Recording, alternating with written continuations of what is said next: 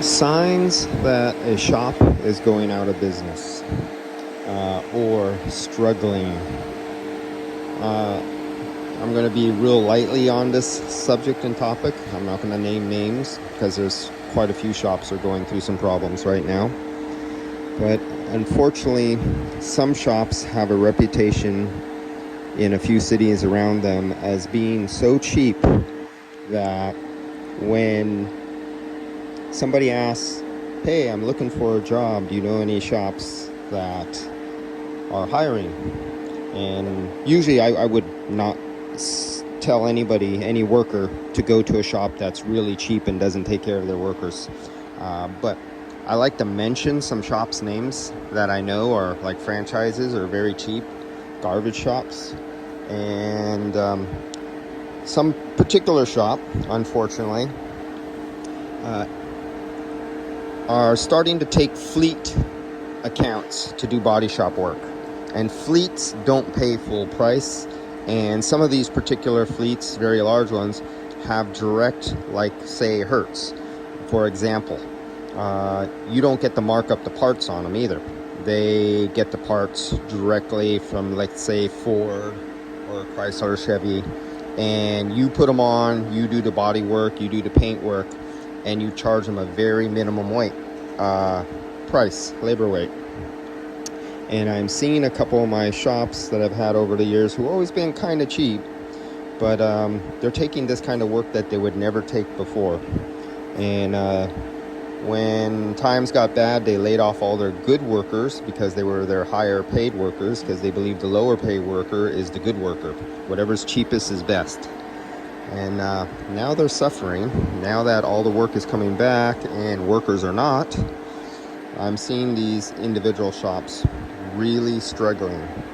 And there's this pattern that goes on that now that they could get some work, no one wants to work for them because they're known for being so cheap in their particular city or their little town or their conglomerate of towns that are all next to each other, that when I mention the name of a particular shop or two or three, and the body then go, F no, hell no, screw that place, everybody knows that it's so cheap that nobody wants to go there to even interview.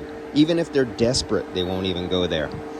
And what I've heard from workers who've worked in these particular shops, they would ask me, they want to leave there, they want to bail and get out of there, and they ask me, do you know any good shops? I want to get out here. They treat us like shit, we don't get paid good, and no overtime, and a whole bunch of other things.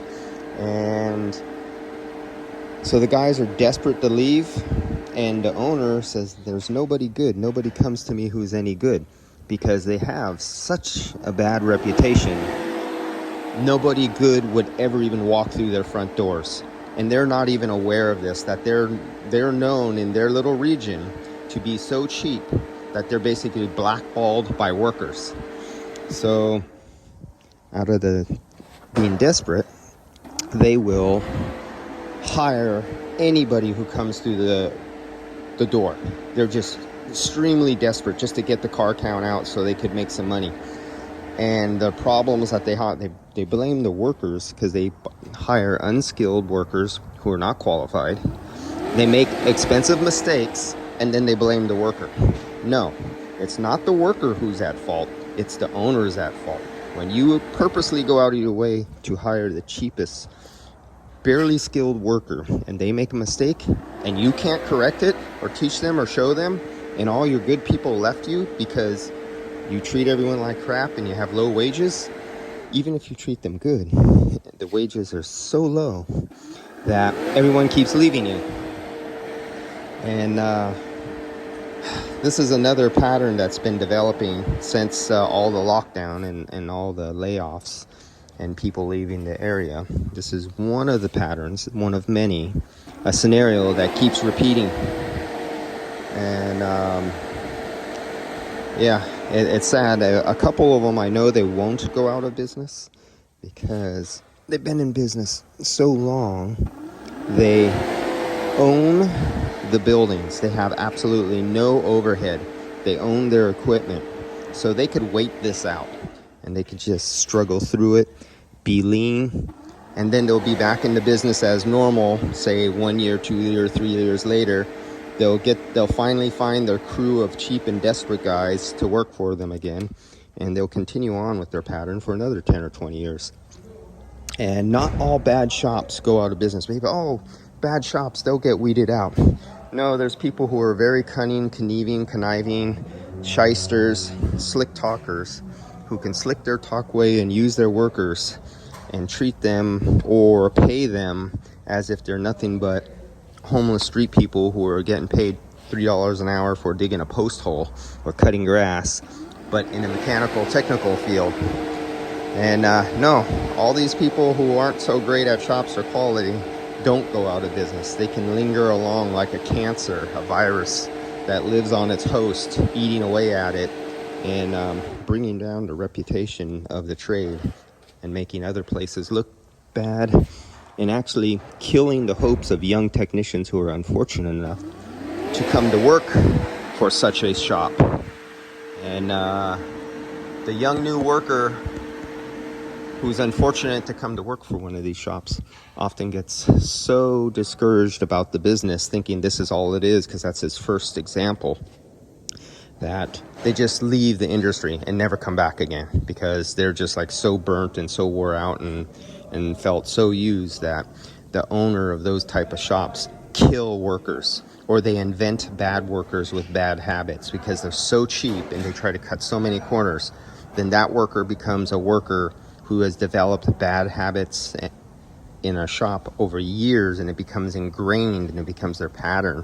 And then when that worker goes to a good place, he gets laid off right away. Then he goes to another place and he gets laid off. He becomes a bad worker. And these places, some of them are so bad that other shops, when they need to ask, did this technician work at this place? If I get asked that question, and I said, yeah, they worked over there. They say, yeah, the owner will say, nope, I don't want to hire anybody who's worked for that place, and too much bad quality, bad work. And so owners of other shops will not even hire you as an employee if you work for one of these shops. Isn't that a nice scenario? All right, guys, catch you later.